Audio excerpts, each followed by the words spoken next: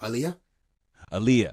So Aaliyah Lily left the dungeon of perversion, and then at the end of that, they're like, all right, this woman is different now because she's been groomed differently, but she is crazy talented, because in the midst of that grooming, Aaliyah's getting all the tips and tricks on how to make hits.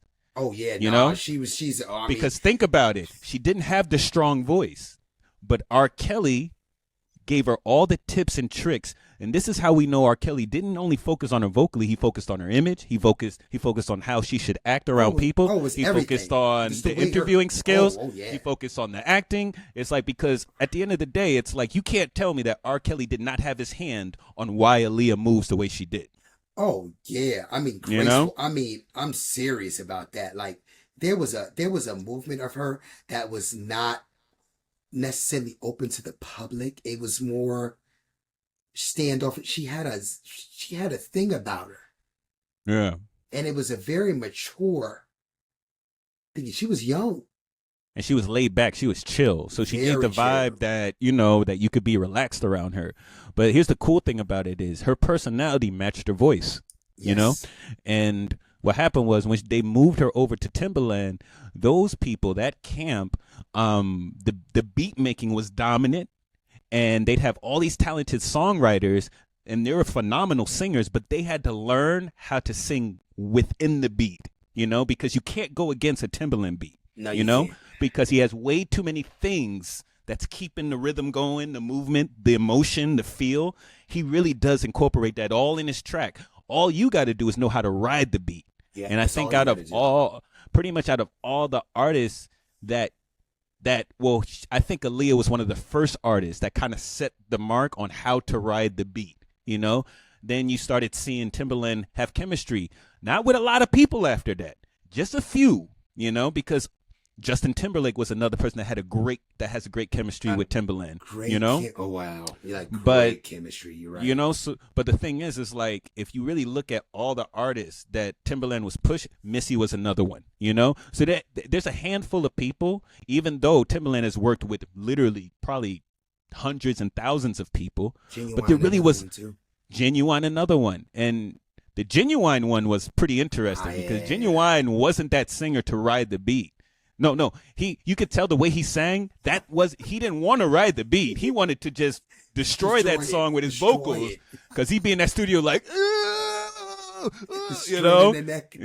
all that, and that is not saying I want to ride the beat. That's saying like, I'm going to be Jodeci on this beat. That's what that is saying, That's exactly what it was saying. That's exactly what it was saying. Yeah, and I think that's why Timbaland was able to, to work with that. Well, actually, look at Genuine. He came out of the Jodeci camp. Literally, he was part of Devante's songwriting camp. Actually, all three of them were there. Yeah, Missy and Genuine was there too, singing backgrounds and different things. Yeah, he said he was hungry. He said they were hungry, man, like really, really hungry. So they didn't realize what was going on or anything. Once Pony hit, I think Pony was supposed to go to somebody else. Something happened, but he's like, yo, what is that beat right there? He's like, yeah, well, shout out to Static. Shout out to Static. Major. He doesn't get enough credit, and rest in peace to Static. It's such a tragic story, but he was part of that camp. Yes, he was. He was. Yeah, go ahead. No, please say it, because you're going to say it. I was going to ask you the question. You're going to say it. I heard it. Okay, so he was part of the group Playa. Thank you. And so Playa was three guys, which wasn't very common, I think, around that time. The three-guy thing, I'm not sure. I can't remember. I don't think no. Just two three people, girls, probably. Three-girl groups. But not three two people, guys, right? 2 guys, 4 or 5 guys. Yeah. That was the format. So the thing, it's so crazy, and this is another guy that don't get credit for grooming people, Devante. Because they came from Devante, and then when they left Devante, when I say they left, I mean Playa, I mean Missy Elliott, I mean Genuine, and there's some other people there that I'm not thinking about.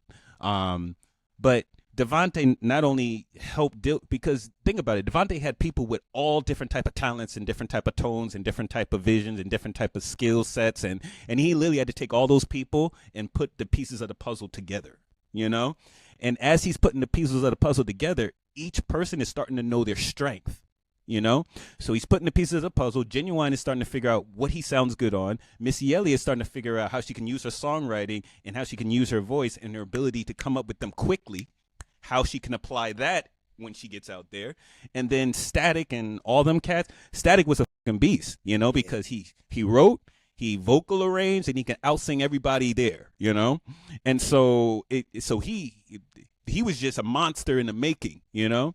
And that's why later on in his career, when he started getting it, you know, around that time, the Lollipop, the Lil Wayne joint, when he got that, he was coming after everybody. He's like, I got the formula now. Now I know how to take all y'all out. The problem is he kept talking about it, you know? He did, because he knew it was over. He knew it was a wrap. But that was the problem. Everybody else he called out, they also knew it was a rap, you know? So when you have two people knowing it, and you have egos, and you have protect my career and my longevity, then you have the mob. Let me shut up. Anyway, moving on. I apologize. Sorry.